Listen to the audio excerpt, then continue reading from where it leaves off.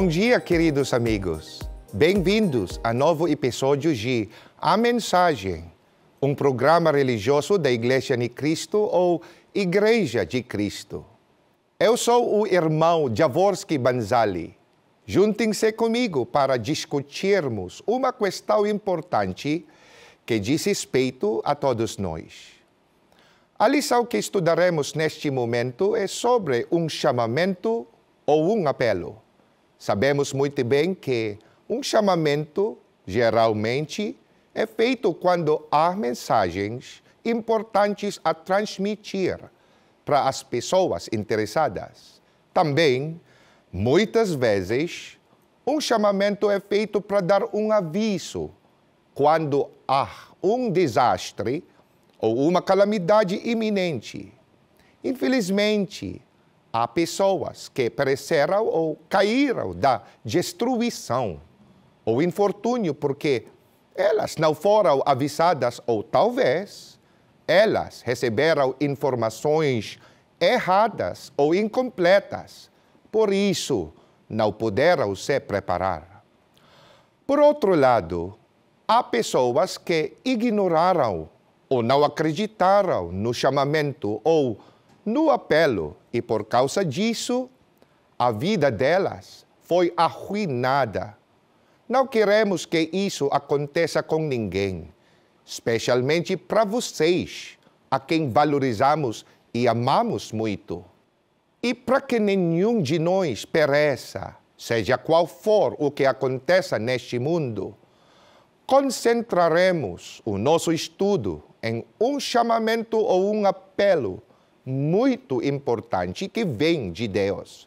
De novo, este apelo vem de Deus e não o produto da minha própria opinião ou da imaginação de qualquer outra pessoa.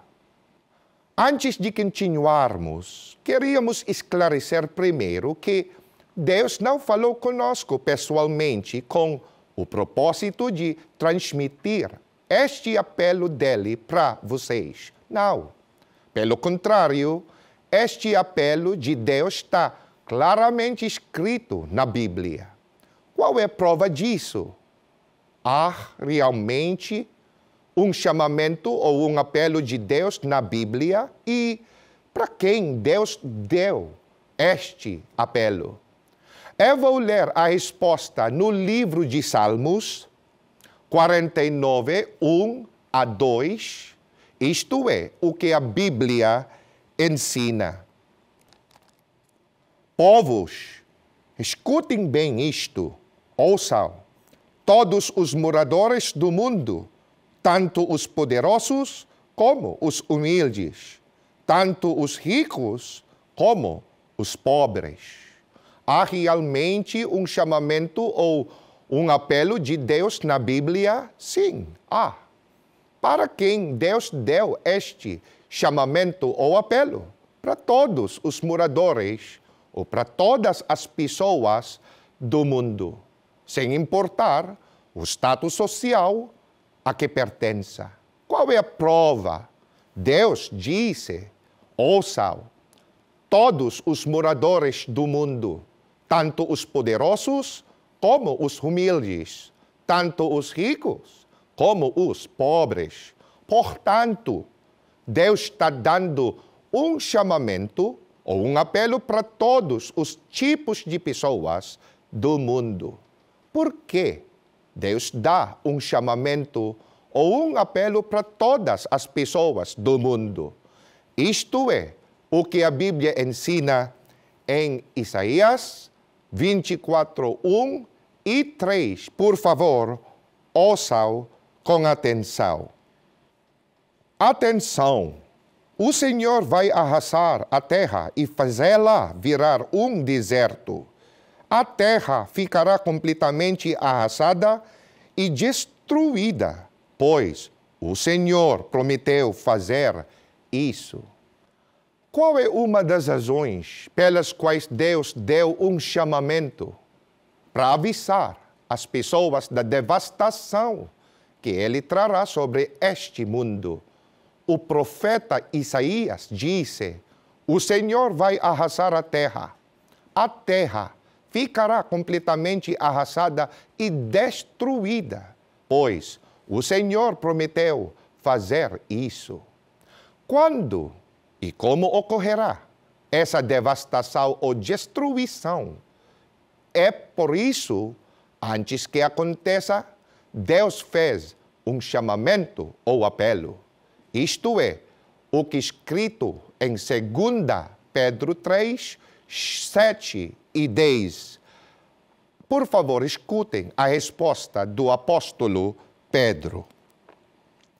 Mas os céus e a terra que agora existem estão sendo guardados pela mesma ordem de Deus, a fim de serem destruídos pelo fogo.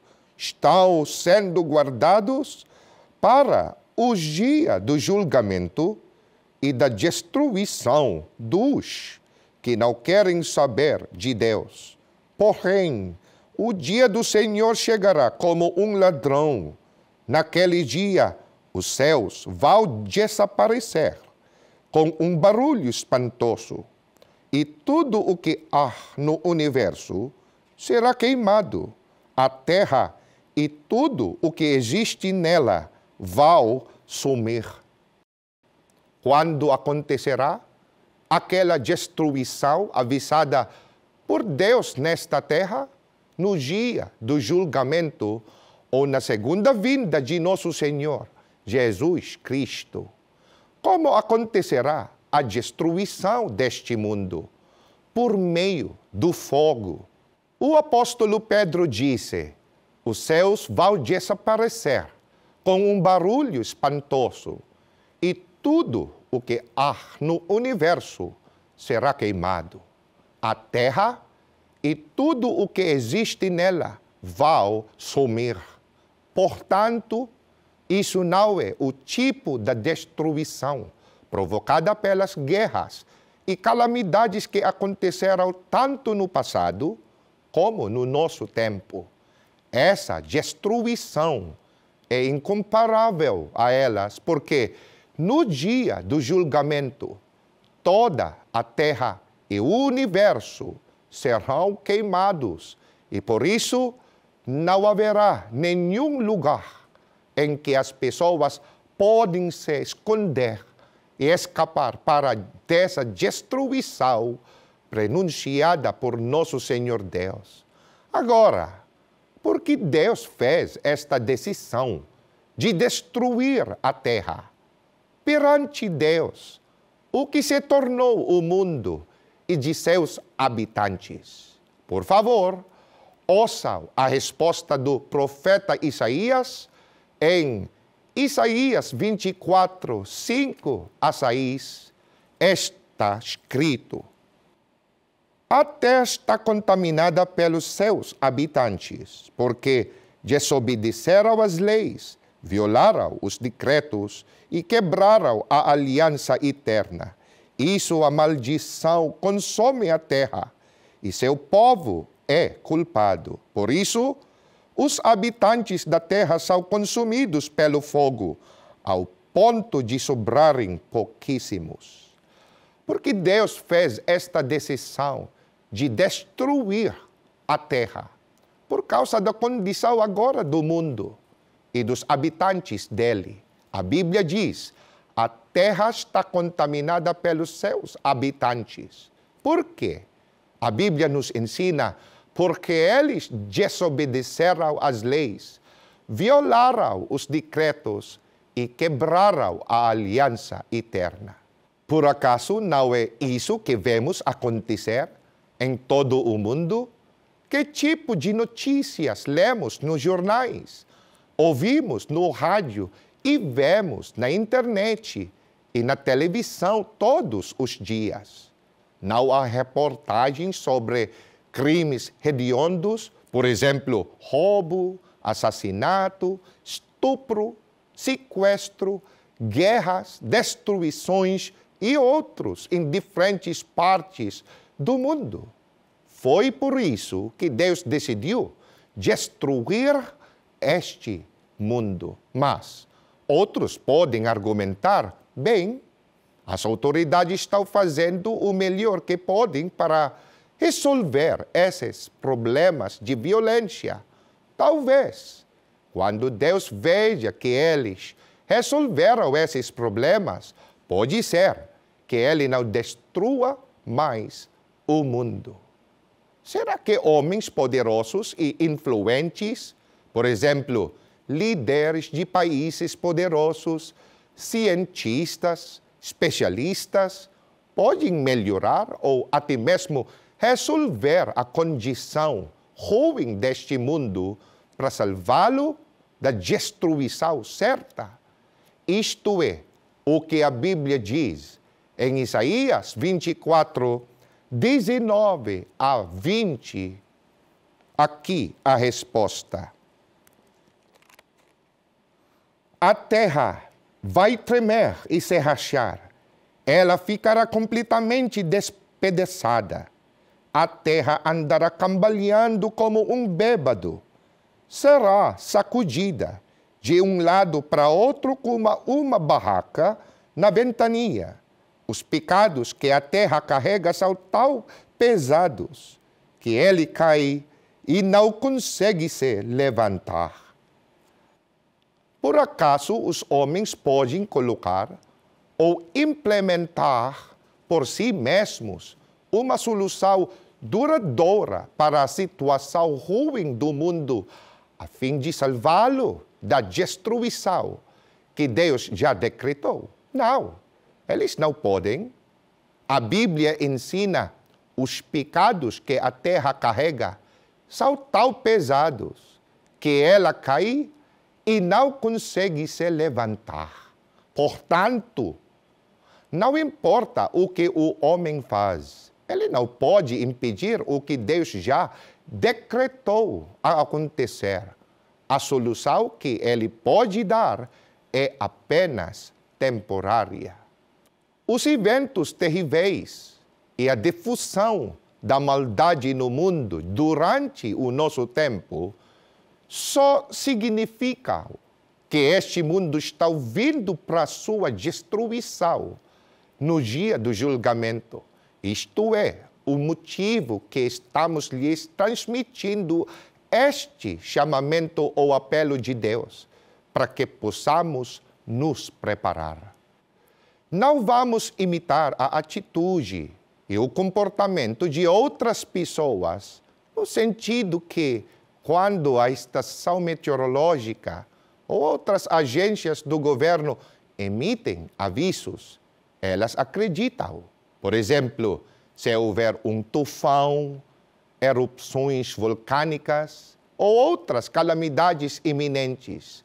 No entanto, quando aquele que emite o chamamento ou o apelo é Deus, como o que ele fez e nós aprendemos agora através do nosso estudo bíblico, as pessoas o ignoram ou o duvidam.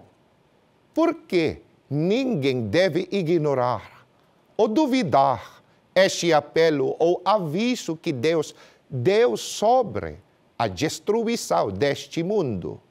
Porque Ele já fez isso no passado. Ele já destruiu este mundo nos tempos antigos. Qual é a prova?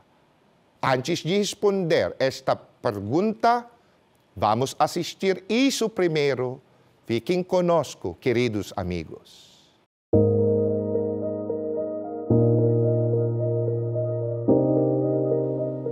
Bem-vindos de volta, queridos amigos, e obrigado por ficarem conosco.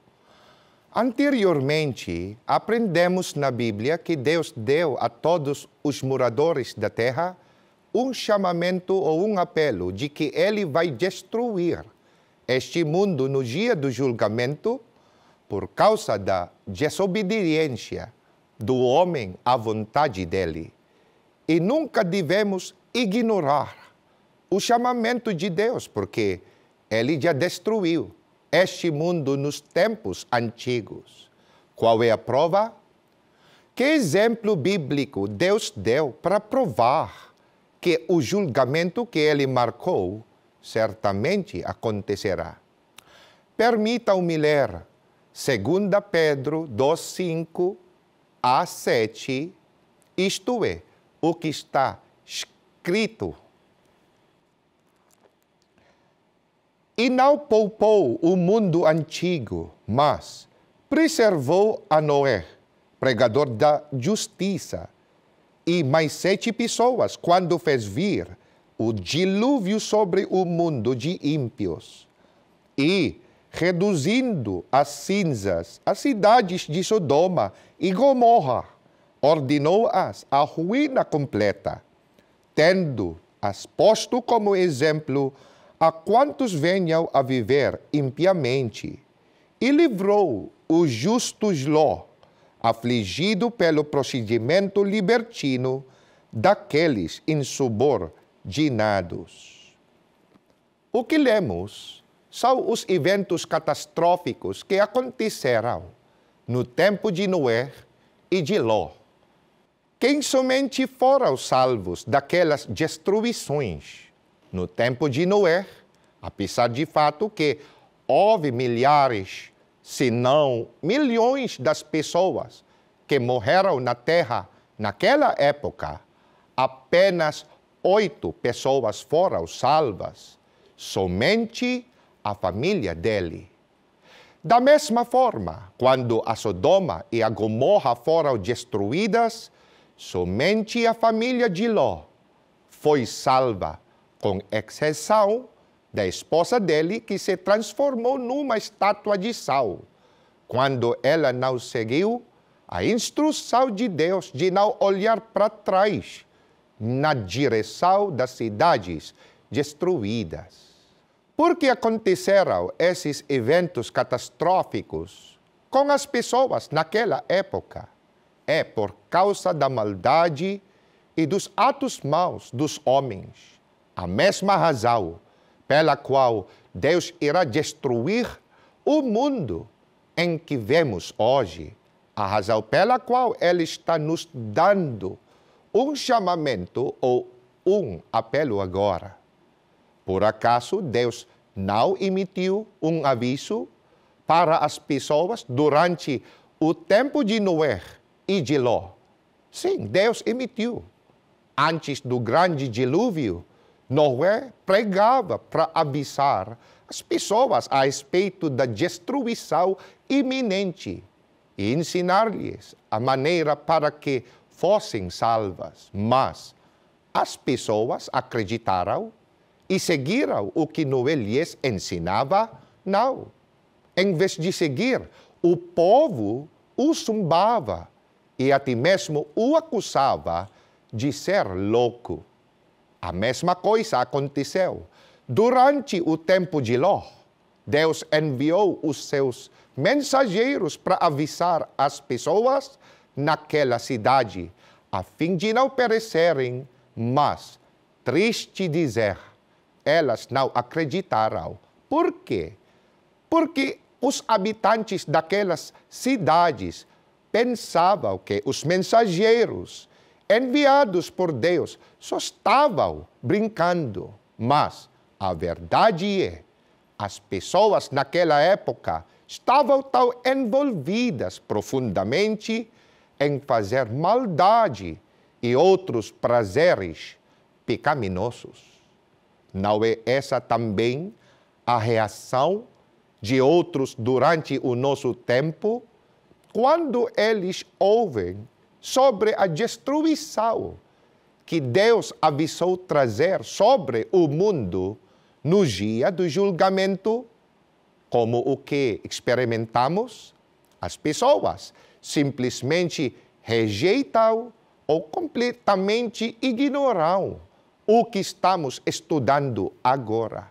Outros até mesmo chegaram à conclusão que o que estamos estudando serve apenas para assustar as pessoas, para que elas não cometam algo mau.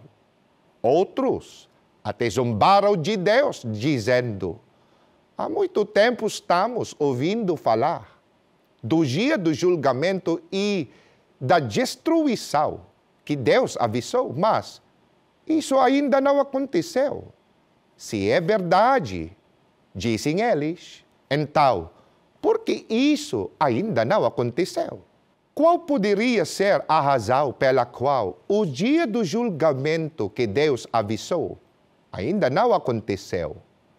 Vamos ler a resposta do apóstolo Pedro em 2 Pedro 3, 7 e 9, isto é, o que ele nos ensinou. Mas os céus e a terra que agora existem estão sendo guardados pela mesma ordem de Deus, a fim de serem destruídos pelo fogo. Estão sendo guardados para o dia do julgamento e da destruição dos que não querem saber de Deus. O Senhor não demora a fazer o que prometeu, como alguns pensam. Pelo contrário, Ele tem paciência com vocês, porque não quer que ninguém seja destruído, mas deseja que todos se arrependam dos seus pecados. O que a Bíblia nos está ensinando? Se a destruição ou o julgamento que Deus designou ainda não tem acontecido. O apóstolo Pedro o disse bem. O Senhor não demora a fazer o que prometeu, como alguns pensam. Pelo contrário, Ele tem paciência com vocês. Deus quer que as pessoas aproveitem este tempo restante antes do fim do mundo como uma oportunidade para que eles se arrependam. Por quê? Porque Deus não quer que as pessoas pereçam, mas que se arrependam e sejam salvas. No entanto, conforme o próprio Deus, a destruição do mundo que Ele avisou ainda vai demorar? Certamente não, porque o próprio Deus disse que isso está muito em breve ou muito próximo, como o que está escrito em Ezequiel 7, versículos 5 a 8. Agora, outros podem perguntar, isso significa que Deus criou o homem só para destruí-lo e puni-lo? Por favor, escutem o que está registrado em Ezequiel 18, 32. Pois não me agrada a morte de ninguém. Palavra do soberano, o Senhor, arrependam-se e vivam. Deus criou o homem só para destruí-lo e puni-lo? Não. Aquele que mantém essa ideia está completamente enganado. Vamos nos lembrar de que Deus nos ama, porque somos a criação dele. Foi Deus quem fez tanto para o bem-estar do homem. Por este motivo, antes do dia da destruição que ele marcou, qual é o chamamento dele para todas as pessoas? Que todas as pessoas se arrependam e voltem para ele. Por quê? Porque Deus não quer que ninguém pereça. Ele não se agrada à morte ou à destruição de ninguém. Mas, como o homem pode se arrepender e voltar para Deus? A resposta está escrita em Jeremias 6, 16 e 19. Por favor, escutem. Assim diz o Senhor, ponde-vos nos caminhos e vede, e perguntai pelas veredas antigas, qual é o bom caminho, e andai por ele, e achareis descanso para as vossas almas. Mas eles dizem, não andaremos nele. Ouve tu, ó terra, eis que eu trarei mal sobre este povo, o próprio fruto dos seus pensamentos, porque não estão atentos às minhas palavras e rejeitam a minha lei. Deus já nos ensinou a maneira pela qual podemos nos arrepender e voltar para Ele. Nos versículos que lemos, Deus está mandando o homem procurar o bom caminho. Por quê? Porque esse caminho leva as pessoas para a paz ou para a salvação do homem. No entanto, as pessoas do mundo seguiram esse mandamento de Deus. Não. Qual é a prova? Eles disseram, não andaremos nele. Então, qual é a advertência de Deus para aqueles que se recusam a andar no caminho que Ele manda o homem seguir? Deus disse, eis que eu trarei mal sobre este povo, porque não estão atentos às minhas palavras, ou ao chamamento, ou apelo dele, mas rejeitam a minha lei. Portanto, as pessoas que perecerão no dia do julgamento não tem ninguém mais para culpar além de si mesmas, porque elas rejeitaram o caminho para a salvação que Deus ensinou. Na era cristã, Cristo também ensinou a maneira pela qual o homem pode ser salvo. Vamos ler a resposta do nosso Senhor Jesus Cristo em Mateus 7, 13 a 14, isto é, o que está escrito. Só se pode entrar no céu pela porta estreita. O caminho que leva para a perdição é amplo e sua porta é bastante larga. Multidões escolhem passar por ela, mas a porta que leva à vida é estreita e o caminho é apertado e poucos o encontram. Cristo também ensinava a maneira pela qual o homem pode ser salvo na era cristã. Sim, ele ensinava. Ele disse, só se pode entrar no céu pela porta estreita. A porta que leva à vida é estreita e o caminho é apertado e poucos o encontram. No entanto, o que muitos escolheram, Cristo disse, o caminho que leva para a perdição é amplo e sua porta é bastante larga.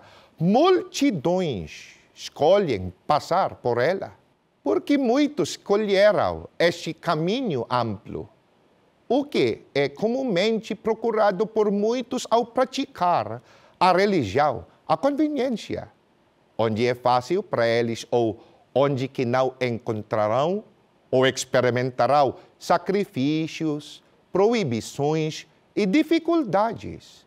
Isso é o motivo pelo qual o Senhor Jesus Cristo disse que eles escolheram o caminho que é amplo, mas os levará para a perdição ou para o inferno.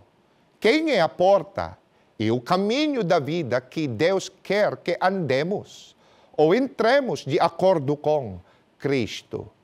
Ouçam a resposta do nosso Salvador em João 10, 7 e 9. Por isso, ele lhe explicou, eu lhes digo a verdade, eu sou a porta das ovelhas. Eu sou a porta. Qualquer pessoa que entrar no rebanho através de mim será salva. Quem é a porta ou o caminho que leva à vida? De acordo com Cristo, é o nosso próprio Senhor Jesus Cristo.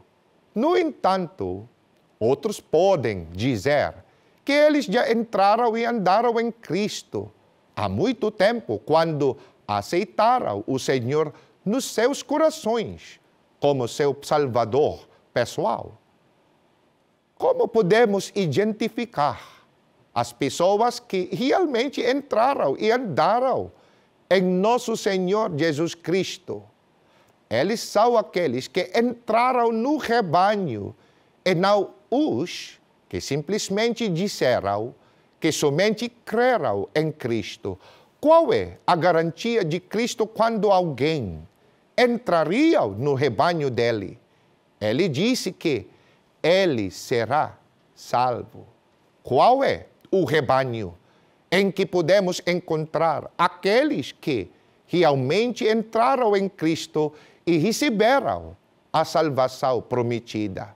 Na tradução Lamsa de Atos 20 e 28, traduzido para o português, isto é, está escrito: cuidem, pois, de vocês mesmos e de todo o rebanho, sobre o qual o Espírito Santo os nomeou supervisores, para alimentar a igreja de Cristo, que ele comprou com o seu sangue. Qual é o rebanho onde podemos encontrar aqueles que verdadeiramente entraram em Cristo? Isto é, a igreja de Cristo que Cristo comprou ou redimiu com o sangue dele. Isto é o motivo pelo qual deixamos as nossas religiões antigas e nos juntamos à igreja de Cristo que estamos apresentando a vocês neste momento. Por isso, estamos certos de que o que seguimos não é apenas a opinião de alguém, mas seguimos o chamamento de próprio Deus, a fim de sermos salvos da destruição iminente que Ele avisou. Isto é o preparativo que dissemos a vocês anteriormente, que Deus quer que façamos para que não pereçamos no fim do mundo. Por que estamos tão certos sobre isso? Porque Cristo garantiu que qualquer pessoa que entrar no rebanho dele ou na igreja de Cristo será salva. Queridos amigos, que Deus possa abençoar o seu coração e que vocês possam ter fé e coragem para seguir o apelo de Deus que aprendemos neste momento. Obrigado por se juntar conosco neste episódio de A Mensagem.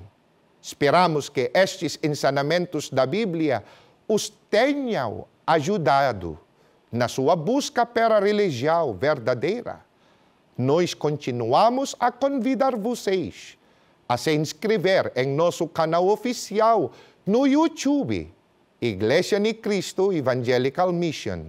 Também convidamos vocês para assistir e ouvir nossos programas religiosos na INC TV e na INC Rádio e para visitar nossos sites oficiais, igrejanicristo.net e incmedia.org e passugo.com.